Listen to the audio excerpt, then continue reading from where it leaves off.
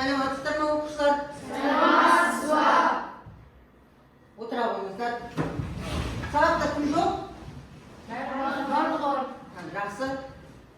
Демалыстарың қалай өтті? Жақсы. Демалыстарың жақсы өтсе, осы 3-ші тоқсанда жақсы білім деңгейімен келесі бөлімдерді танысамыз. 1-ші тоқсанда қандай бөлім өтіп едік балдар? Скетчап бөлім. Осы скетчап бөлімнің білімдері қажет болады. Алдыменен біздер әр елдің сәлемдесуін жүзеге асырайық. Ортаға жинала қояйық, қолдар бәріміз. Ортаға дөңгелек тұра қояйық. Дөңгелек тұра қояйық. Маған жақындап тұра беріңіздер. Ет бар болып беріңдер қараңыздар. Мен қазір бір елдің қалай амандасатынын көрсетемін. Сендер соны бір-бірімізге қарап қайталайық. Түсінікті ғой, жақсы көңіл күймен амандасу керек, Кеттік. Бірінші Қазақстан елі. Саламатсыз ба? Ассалаумағалейкум деп амандасады. Кеттік. Саламатсыз ба? Ассалаумағалейкум. Келесі. Япония екі қолын қапталап қойып, сәл еңкейіп, коничива дейді. Коничива. Керемет. ақш-та қол алысып, немесе қол бұлғасып, hello деп қайталайды екен. Кеттік. Hello. Немесе. Hello. Келесі. Мексикада жымиып тұрып, қолымызды тек бұлғап, Джонға дейміз. Кеттік. Джонға. Тайландта екі алақанын бір-біріне түйістіріп, сәл еңкейіп, савадика деп атайды екен. Кеттік. Савадика. Келесі. Индияда екі қолын тік қойып, еңкеймейміз, тек намасте деп басымызды иеміз. Кеттік. Намасте. Россияда қол алысып, здравствуйте дейді екен. Сол үшін әркім өзінің оң жағында тұрған адаммен здравствуйте деп амандасады. Кеттік. Здравствуйте. Амандастың ба? Здравствуйте. Келесі.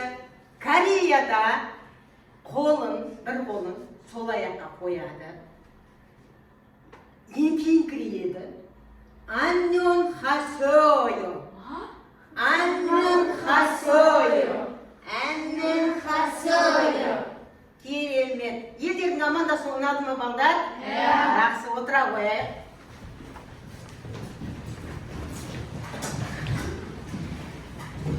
Керемет. Жақсы тілді біледі екенбіз. Енді біз топтасамыз. Топтасу үшін мен алдарына контейнерлерді үлес таңдаймыз. Ішінен шыққан скетчаптың құралдары бар. Не істейді, немесе қалай аталатынын айтамыз. Түсінікті ғой, кеттік, бір құралдан таңдай қояйық. Бір сары жылтырақ контейнерді таңдай қояйық. Қазір барым қастарына. Таңдай қояйық. Кез келген таңдап аша береміз.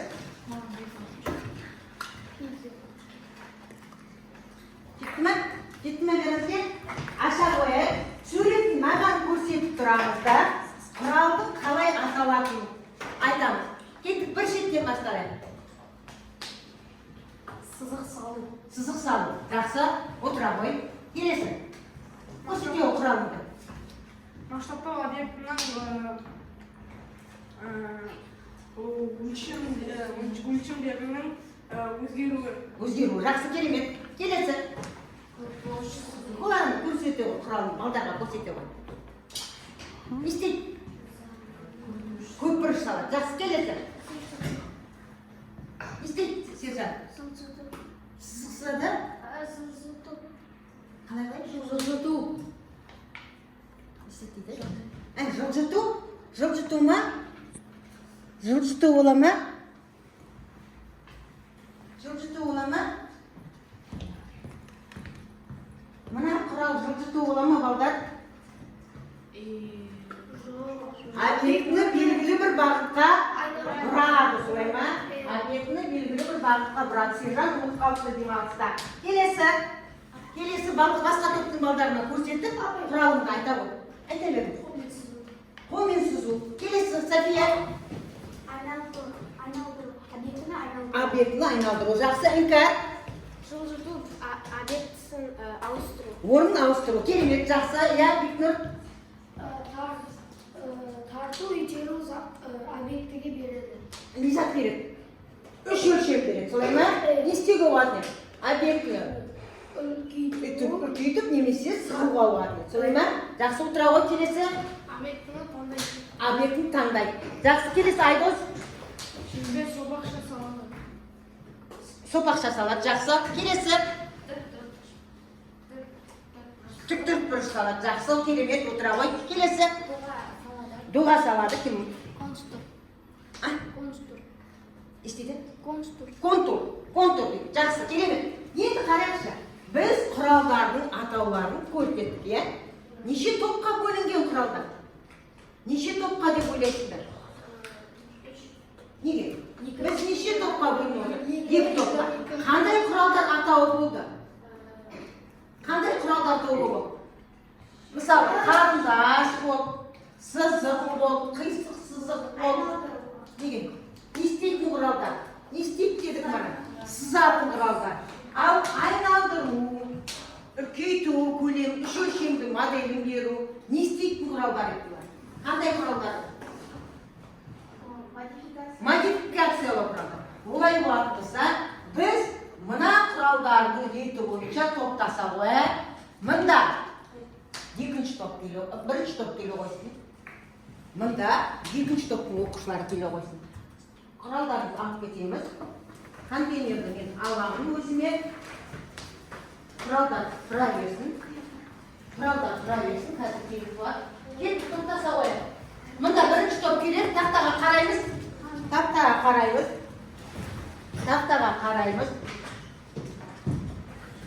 қарап топтаса қояйық. Кімде қандай құрал?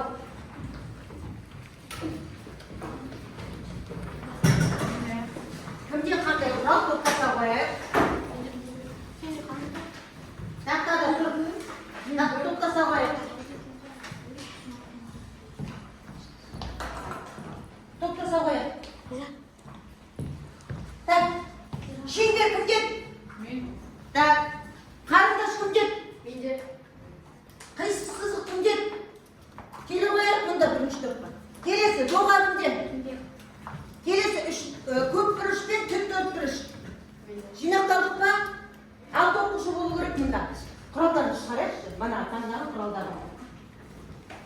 Таңдаған құралдарды шығара қояйықшы.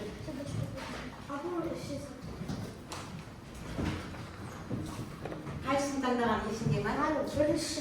Ең бірінші топ. Онда екінші топқа барасыз. Тез. Мына жерде бір оқушы жоқ. Бір оқушы жоқ айсыз.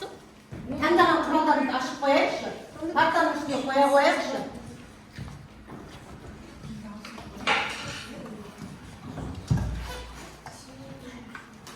Болдық па? Екінші топ орналасаңыз 7 оқушы болды. Екінші топта 7 оқушы болады. Себебі орналастық па? Сержан орындық ала қой ана жерде.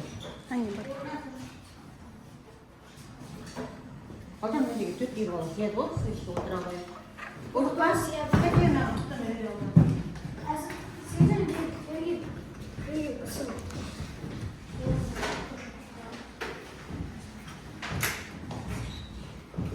Орналастық па? Болдық па? Контейнерімді бере қой маған. Құралдарын ала берсін, қазір сабақ біткен кезде маған тастап кетесіңдер, жарай ма? Болдық па топтасып? Мен бері қараймыз. Не себептен бірінші топта 6 адам, екінші топта 7 адам. Бірінші топта бізде сызу құралдар деді, солай ма? Екінші топта бізде модификациялау құралдар. Бірақ модификациялау жүзеге асыру үшін мен сол объектін ештеу керекпін, таңдауым керек. Сондықтан таңдау құралын таңдаған оқушыны екінші топқа орналастырды. Түсінікті ғой, керемет құралдарды жақсы біледі екенсіңдер. Олай болатын болса, біз осы 90-да жаңа бөлімді өтеміз. Бұл бөлім Python тілінде программалау деп аталады. Қалай аталады? Жақсы. Онда біз қандай программамен танысамыз деп ойлайсыздар? Python программасымен танысамыз. Жақсы. Олай болатын болса, дәптерімізді ашамыз, күннің жадын жазамыз. Дәптерімізді ашайық, күннің жадын жазамыз. Сабақтың тақырыбы IT-мен танысу. Тақырыпты жазамыз. IT-мен танысу.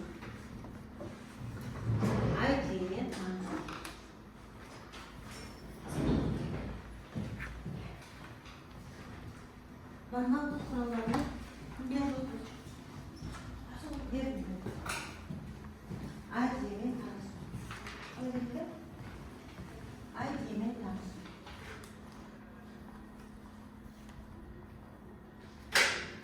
IT-мен танысу.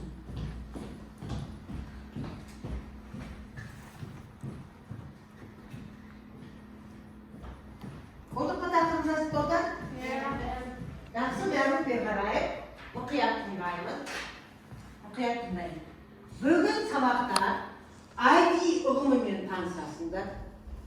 IT интерфейсінің мүмкіндіктерін қолдануды үйренесіңдер. Жеңіл нұсқасын үйренеміз.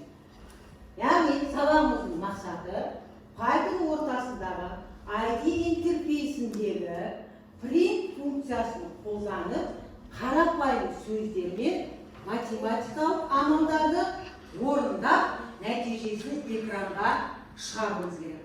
Сабақтың тақырыбымен біздің бүгінгі мақсатымыз түсінікті ме? Сұрақтарымыз бар ма бұл бойынша?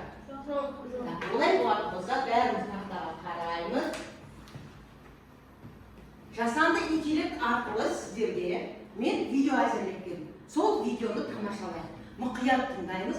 Ішінде негізгі ұғымдар кетеді.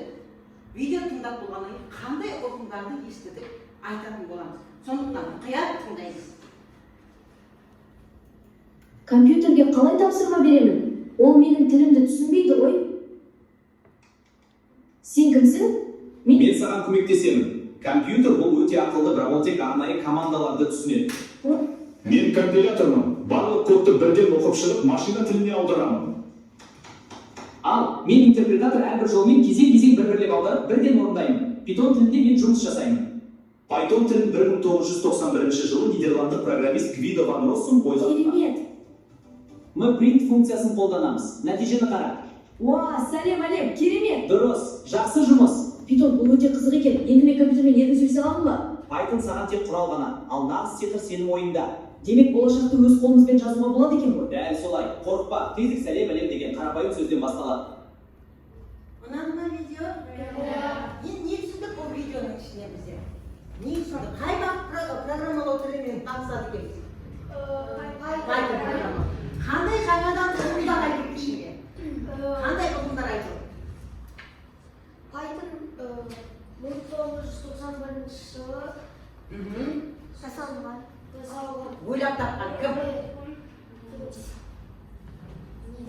Нидерландец.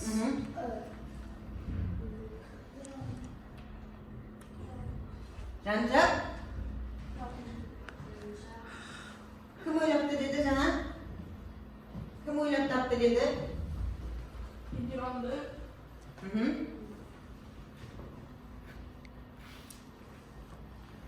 Бағдарламашы ойлап тапты, солай ма, Нидерланды? Қандай ұғымдар айтылды ішінде? Қандай ұғымдар айтылды жаңа? Интерпретатор.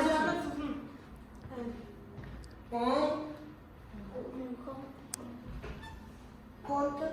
Жоқ. Компилятор. Сосын. Транслятор деген ұғымдар айтылды. Компилятор және транслятор деген ұғымдар. Біз бүгін тек қана ID қабықшасымен жұмыс жасаймыз. ID қабықшасымен. Енді Python тілінде бағдарламаны жүзеге асыру үшін қалай жұмыс жасаймыз тақтаға қарай. Мен ID қосымшасын іске қосамын есептер тақтасында. Осы жерде жаңа қандай сөз шығарды бала? Сәлем әлем. Сәлем әлем. Кеттік көрсетейін. Print жақшаны ашып жапқан кезде пернетақтадан 9 пен 0-ді басасыздар. Экскаватор деген әріпті басып апострофты қоямыз. Қалай аталады? Мына тырнақша? Апостроф. Осыған сәлем, үтір, Әлем деп аталады. Енді ескеретін жай, ID'де қазақша әріптер алынбайды. Тек орысша немесе латын әріптері. Болғаннан кейін соңына келеміз де Enter басамыз. Шықты ма менің сөзім? Әлем. Енді математикалық амалдарды орындау үшін, мысалы, 12-ні көбейтемін, 65-ке қосамын, 74-ті бөлемін 3-ке дейін. Барлық амалды тізбектеп жазып шықтым. Enter'ді бастан бірден есептеп береді. Өте оңай ма? Оңай ма, иә? Енді қалған амалдардың қалай орындалатынын түсіну үшін мен 2 топқа тапсырма беремін. Бірінші топ қарапайым сөздерді құрастыру керек. Тапсырманы үлестірем. Екінші топ математикалық амалдарды көрсете білу керек. Бұл жердегі басты мақсат сөз тіркесін шығару, 2 сөз тіркесін біріктіріп бір сөз шығару, немесе бір сөзді бірнеше рет қайталап шығару. Екінші топтың мақсаты қосу, азайту, көбейту, бөлу амалдары қалай орындалатынын көрсету. Қазір мен тапсырманы үлестіремін. Оқулықта қосымша материалдарымыз бар. Оның ішіндегі деректерді пайдалана отырып, топта талқылаймыз. Түсінікті ғой, негізгі түйінді идеяны анықтаймыз. Содан кейін тақтаға шығып, ID'де көрсетіп орындаймыз. Түсінікті ғой, сұрақ бар ма? Кеттік, бірінші топтың тапсырмасы. Таныса береміз. Оқулықтағы мәліметтерге танысам. Екінші топтың тапсырмасы. Мына 76-шы беттегі тапсырмаларды қарады. Талқылаймыз. Талқылау жүзеге асу керек. Талқылау жүзеге асу керек.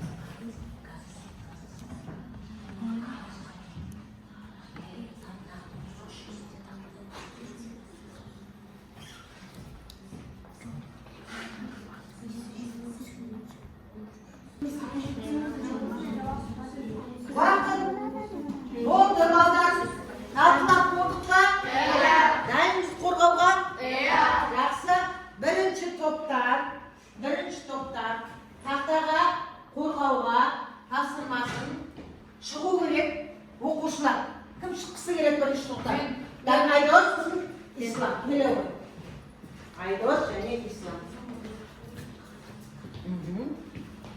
Так?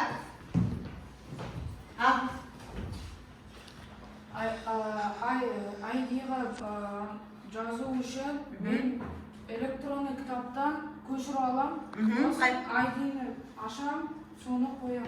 Жақсы, отыра ғой. Отырып көрсете ғой. Демек, Айдос көрсетеді. Ислам, сен? Айтып тұрасың ба? Жақсы. Бағдар, тыңдаймыз. Сәлем, Қазақстан деген сөзді бірінші print функциясын қолдану керекпін. Сол кезде Enter кнопкасын басқанда осы сөз шығады. Жақсы, керемет. Жақсы, келесі мысал.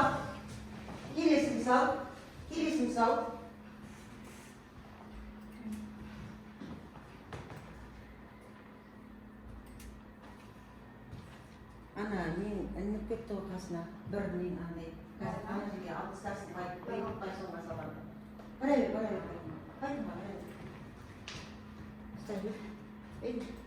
Жауап әлмей қой, соның ішіне жаза бер. Ананы кеттік тұста. Да, кеттік. Мына жақта да print функциясын қосқанда тек бәрі басқаша 3-пен 3-ті сын қосқанда бұрыш болғанда 3 бұрыш деген сөз шығады. Жақсы, 3 бұрыш деген сөз шығады. ислам сен кішкене тақ бері қарап топқа қарап түсіндірсең жақсы болар еді. Келесі жақсы бір сөз шығаруға болады екен. Екі сөз тіркесінен бір сөзді біріктіріп шығаруға болады екен, солай ма?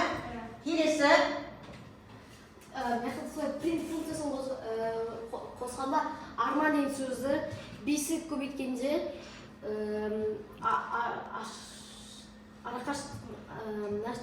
беске көбейткенде бесет арман деген ат шығады. арман деген есім 5 рет қайталанып шығады, солай ма? Енді сендерге сұрақ. Бері қарай Ислам. Сендерге сұрақ кім Айдос? Мен арман деген сөздерді адамның аты бір-біріне қосылып жазып кетті. Ашылып жазу үшін қалай өңдейміз? Өзгерте қойшы. Ашылып, аралары ашылып жазу үшін. Қалай өңдейміз? Жоқ. Апострофтың алдына бір зат бос Айдос көрсете ғой. Жоқ, ол емес. Апострофтан алдында дедім, кейін емес. Ол жақ емес. Тағы бір жол алға жүр. Арман деген сөзден кейін. Арман деген сөзден кейін қой. Бір рет болды, жібер орындауға. Бестің соңына кел, жақшаның соңына. Жақсы. Міне, бізде сөзі арасы ашылып тұр. Солай ма? Енді мынадан қандай қорытынды шығаруға болады? Қандай қорытынды шығарамыз? Тырнақшаға не жазамыз? Сол шығады екен. Солай ма? Жақсы, отыра ғой. Рахмет, бірінші топқа қол шапалақ қойайық. Екінші топтан кім шығады? Келе ғой.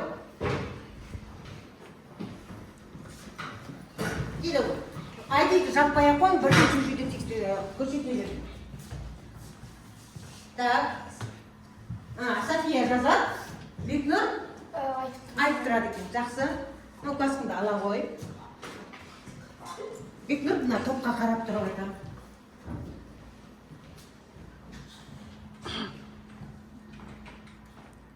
Сөйлеп тұрады. 5-ті 25-те көбейткен кезде 125 шығады. Жақсы.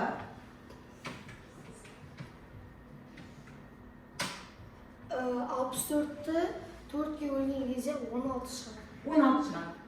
16 бүтін болып шықпай, Бүтін шығады. нөл шығады екен. Солай ма, балдар? Байқап тұрмыз ба? Жақсы.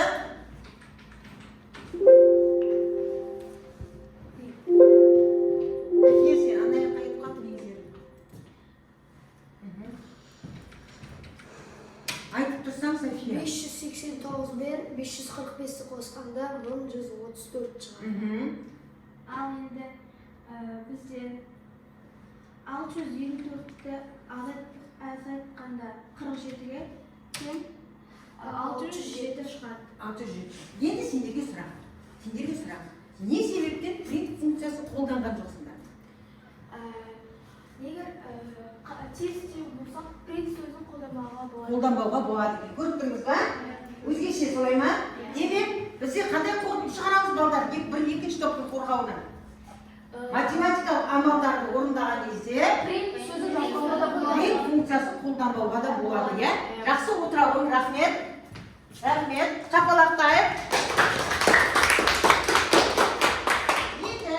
Енді топтық жұмыстың бағалауын бір-біріміз бағалаймыз. Бірінші топтың жұмысын екінші топ бағалайды, екінші топтың қорғағанын бірінші топ бағалайды. Мен дескриптивті айтып тұрамын, сол бойынша егер жақсы болса, бір рет шапалақтаймыз. Күтті қоя, кетті. Бірінші топтың қорғауы, екінші топта бір спикер тұрып айта қойсын бағасын. Мына топқа қандай баға бересіздер? Әр элементінің қызметін дұрыс сипаттады. Сипаттады ма элементтерді мана? Элементтер сипаттады ма мана?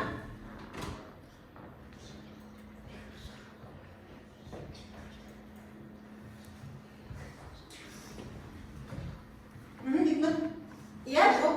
Иә. Жақсы. Сипаттады дейді. Жақсы. Print функциясын дұрыс қолданады дейді. Қолданып көрсетті ма? Дұрыс қолданып көрсетті. Жақсы. Код ID-де дұрыс орындалды ма? Иә. Кодтары. Иә. Жақсы.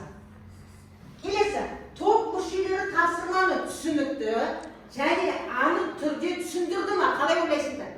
Оларды түсіндірген сендер түсіндіңдер ма? Түсіндіңдер, жақсы.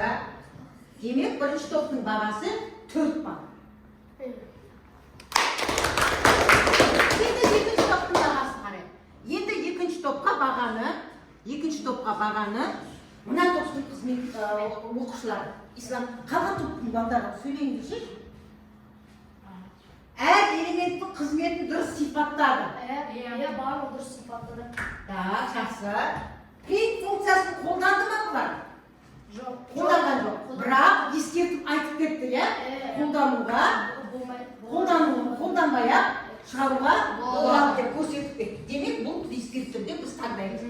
Код ID-де орындалды ма бұларда? Орындалды ма? Орындалды. Топ мүшелері тапсырманы түсінікті және анық түрде түсіндірді ма? Қалай ойлайсыздар? Жақсы түсіндірді. Жақсы, рахмет, отыра қойыңдар. Демек, екінші топта 4 балл алды. Сендердің қалай түсінгендерін анықтау үшін бірінші топтың тапсырмасының негізінде екінші топ тапсырманы, екінші топтың тапсырмасының негізінде бірінші топ тапсырмасын көрсету керек, қалай түсінгендер. Ол үшін мен сіздерге өзімнің авторлық бағдарламам негізінде HTML арқылы сайт жасап алып келдім. Осы сайттан тапсырманы орындап, бірден тексеріп нәтижені көре аламыз. Түсінікті ғой, иә?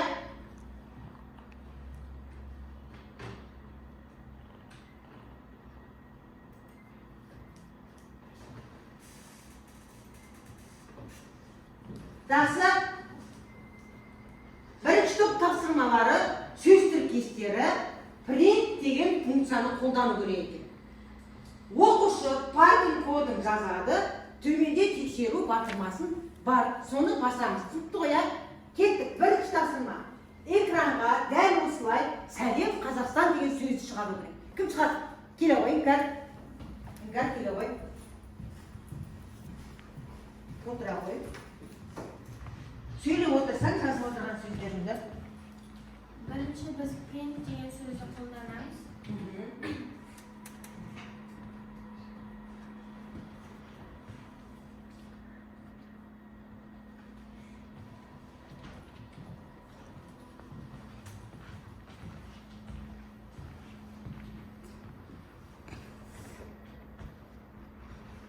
Және де сәлем деген сөзді қандай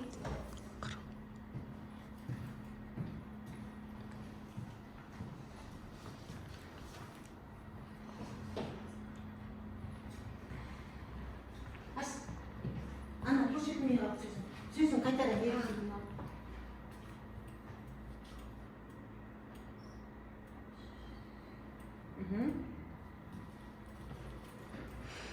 Асықпа. Қасында тұрып.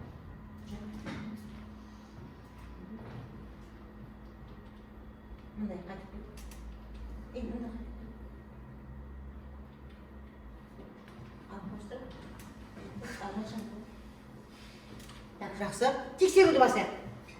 Ой, дұрыс. Жақсы, керемет, отыра. Отыра ғой. Балдар, топтан екінші тапсырма. Арман деген сөзді 5 рет шығару керек. Кім көрсетеді? Арман деген сөзді 5 рет шығару керек. Кім көрсетеді?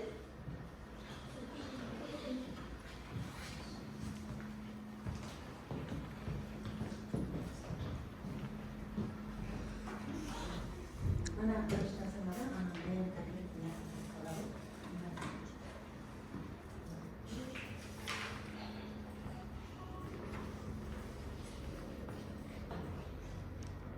Қажет өзгертесің, сөйлеп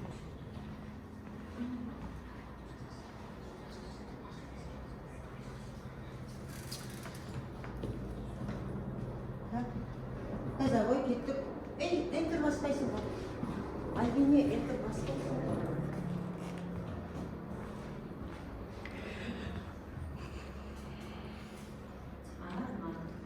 Üstünde bir bilgi.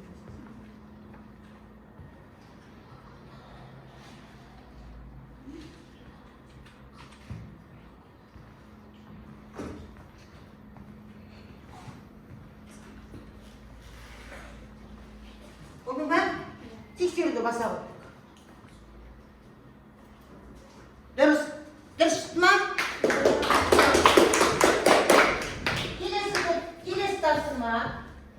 Келесі тапсырма. Үш және бұрыш сөздерін біріктіріп, үш бұрыш деген шығару керек. Үш және бұрыш дегенді біріктіріп. Кім шығады? Кім шығады? Кеп.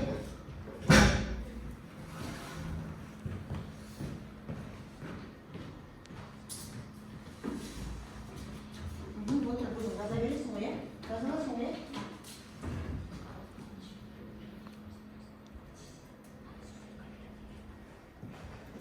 Балдар тақтадағы жазыңдар дәптерге. Жазыңдар. Жазып отырады. Жазып отырады дәптерге.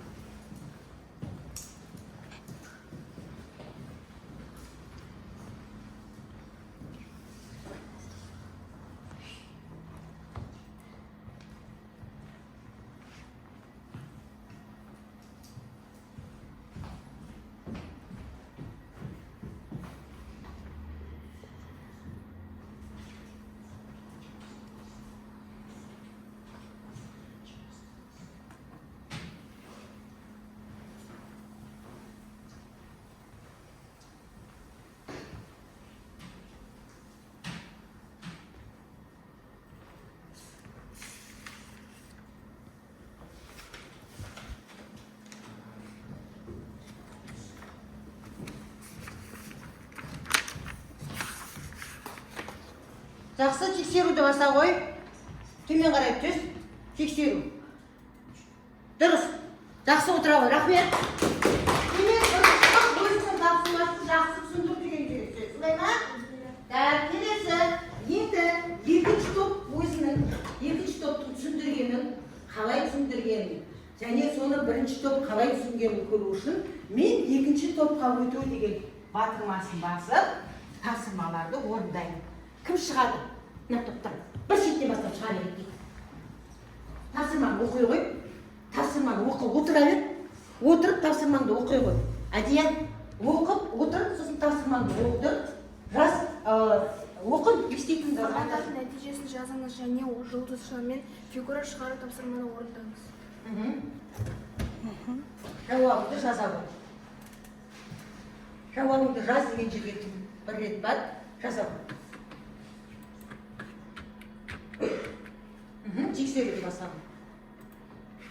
Дұрыс, иә, отыра қой. Келесі. Төмен қарай түс. Төмен қарай түс. Келесі тапсырмаға түседі. Екінші тапсырма не істеу керек екен? 200 азайтамыз 45-ке. Неше шығады 200-ден 45 азайтсам? Жақсы, керемет тұра қой. Келесі көбейту және бөлу бар. Бір оқушы ашыра шыға қойып келе. А жауабын жаза қой. Келесі оқушы бір жауабын жаза шыға. Сонда әр топтың мүшесі қалай түсінгенін көргенбіз. Так. 7-де көбейтсек неше шығады? 84, 84 басқайсыз әзірше. Тақса, отыра қой. Мұнда неше шығады? Келу. 20-ны 4-ке бөлсек, неше шығады деп ойлайсыңдар?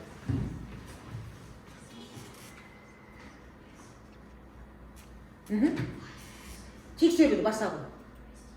Енді қараймыз, тақтаға қарайық бәріміз. Менде мынандай ескерту жазылып тұр. 20-ны 4-ке бөлгенде 5 немесе 5,0 болуы мүмкін. Солай ма? Егер мен мына жерге 5,0 деп жазсам, ол жауапта дұрыс деп қабылданады. Түсінікті ғой, ә? Так. Болдық па? Енді мен сендерге жұптық тапсырма үлестіремін. Жұптық тапсырманы жұпта талқылаймыз. Жұпта талқыламас бұрын шашадық па? Сергей алайық, иә? Сергей алайық. Кітап, ручка бәрін қысып қоямыз, Сергей алайық. Суреттегі айырмашылықты аталайық. Көз. Қандай? Сол жақта тұрған көздің қарашы қайда қарап тұр? Құйрығы, қолы. Қандай айырмашылығы? Аяқта төртеу, бірінші біріншісінде үшеу, екіншісінде төртеу. Жақсы, керемет байқашы. Қол дейміз ба, ұста қол бола ма? Қада, қай жерде өзгешелік бар? Біріншісінде мына жерде жасы olan сосын екіншісі Жасы мен сұстың арасында не бар? Басқа түсі болып солай ма? Таған. Болды ма? Болды, иә? Бір ерекшелік. Қауыстың саны әртүрлі. Және қанатындағы қауыстыңдардың түсі әртүрлі. Солай ма? Келесі.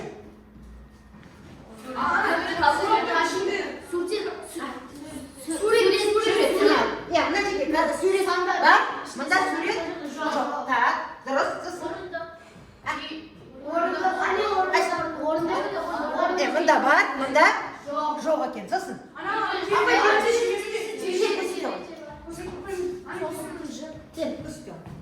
мына жерде телевизор, мына жерде жоқ. Абай, так, сосын тағы да. Мына жерде жоқ, Мұржа. Иә, мында мұржа бар, анда мұржа. мына жерде цеп бар, мына жақта жоқ. Ой, молодец. Жақсы. Болдық па? Барлық айырмашылықтар дұрыс болдық па?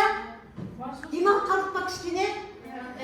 Демалып қалсақ, енді біз арнада жұптық жұмыс жасаймыз. Компьютерге отыра қояйық. Бір шетте, бірінші топ мына жаққа отырады. Екінші топ ар жаққа отырады.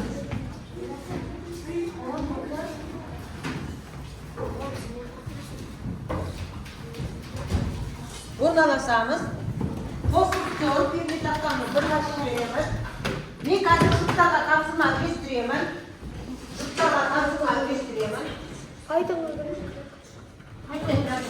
Жұпта тапсырма үлестіремін. Екі жұп бір-бірімен. Алдар, дәліппен қарайық.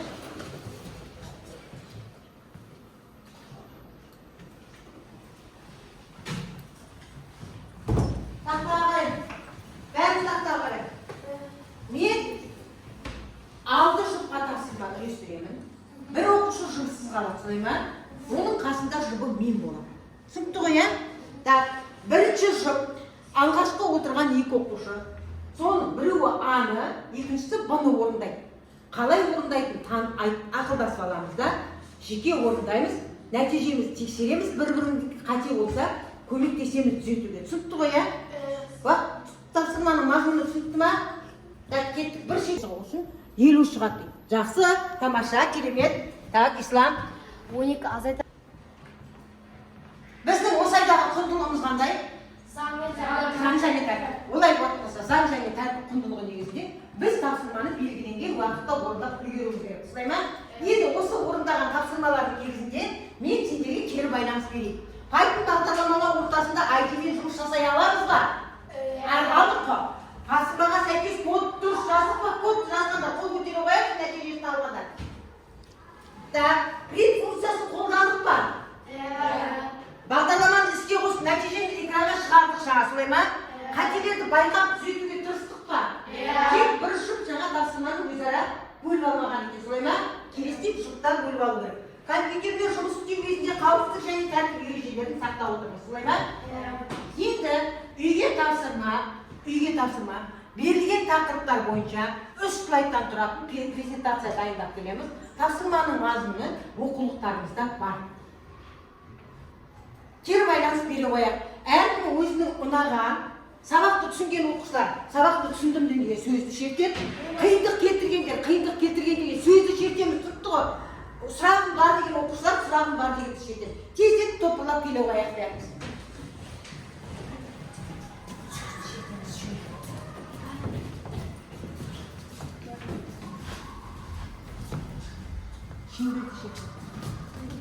Болғандар отыра береміз, Төп болғандар отыра береміз. Басында.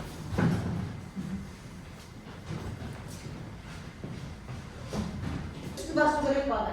Сонымен біздер 12-13 оқушының 10-ы сабақты түсінген екен, солай ма? Сабақты түсінген екен. Жақсы балдар, бүгінгі сабақтағы белсенділіктері үшін көп рахмет. Сабақ бойынша бағаларымыз. Ислам 10 ұпай, Айдос 9 ұпай, себебі жаңа жұптық жұмыста қателесіп кеттік. Әзімхан тасыман жақсы орындалды, иә. 8 ұпай топтық жұмыстар істен белсендірек болу керек. Так, мына жерде Айтия мен 7 ұпай. Так, мында Альбине мен Инка 7 ұпай, София 10 ұпай, Ұлан 7 ұпай.